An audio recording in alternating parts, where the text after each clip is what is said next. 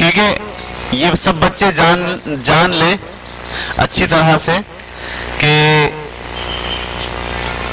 جو میتھ ہے، یعنی سبجیکٹ میتھ ہے، وہ اگر آپ کو آتا ہے تو آپ کو سب آتا ہے۔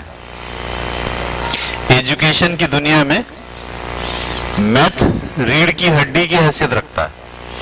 جیسے انسان میں ریڑھ کی ہڈی ہے تو کھڑا بھی رہے گا، چلے گا، پھرے گا، کام کاج کرے گا۔ ریڑھ کی ہڈی اگر نہ ہو تو لیٹ جائے گا، بستر پہ پڑ جائے گا۔ ایسے جب آپ تعلیم حاصل کرتے ہیں، چاہے وہ آرٹس کی ہو، چاہے وہ سائنس کی ہو، چاہے وہ کامرس کی ہو، چاہے وہ بیالوجی پڑھ رہے ہوں، چاہے وہ کوئی سا بھی علم حاصل کر رہے ہوں، اس پورے علم میں میتھ کی حیثیت ریڑھ کی ہڈی کی طرح ہے۔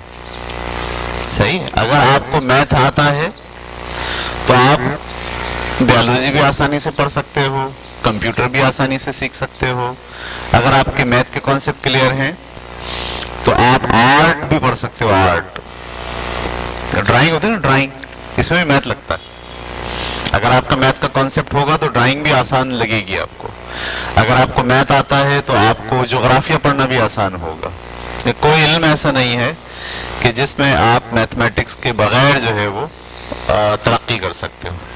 اس لیے ہر بچے کو یہ بات ذہن میں ڈال لینی چاہیے۔ اب اگرچہ کہ 6 سیشن ہو گئے ہیں، کچھ بچوں کو کچھ آیا ہوگا، کچھ بچوں کو کچھ نہیں آیا ہوگا، لیکن وہ یہ ذہن میں ڈال لیں کہ اگر وہ چاہتے ہیں کہ آگے بڑھیں سروائیول میں، اگر وہ چاہتے ہیں کہ ترقی کریں علم میں، ٹھیک ہے، تو میتھ کے بغیر علم کی ترقی ممکن نہیں ہے۔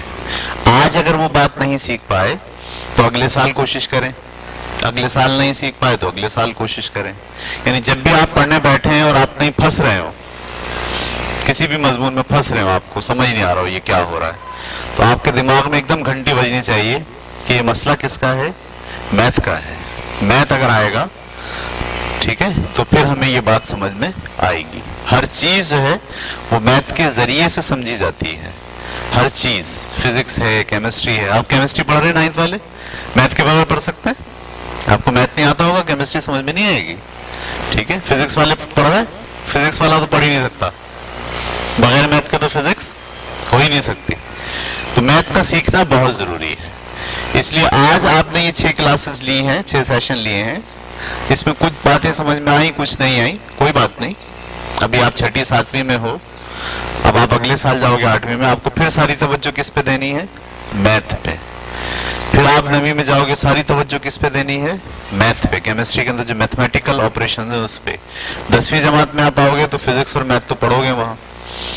فرسٹ ایئر میں جاؤ گے، سیکنڈ ایئر میں جاؤ گے تو آپ اپنی ساری توجہ جو ہے وہ کس پر رکھیں گے؟ میتھ پہ، کیونکہ میتھ آپ کو آئے گا تو ہر چیز آئے گی، اور میتھ نہیں آئے گا تو کچھ بھی نہیں ہے۔ آپ اگر فرض کرو انگلش میں بہت قابل ہو، ٹھیک ہے، تو اچھی بات ہے قابلیت، لیکن یہ قابلیت آپ کو دوسرے مضامین میں مدد نہیں کرے گی۔ اگر آپ اسلامیات میں بہت قابل ہو تو یہ قابلیت آپ کو دوسرے مضامین میں مدد نہیں کرے گی، لیکن اگر آپ میتھ میں بہت قابل ہو تو یہ قابلیت آپ کو دوسرے مضامین میں مدد کرے گی، ٹھیک ہے۔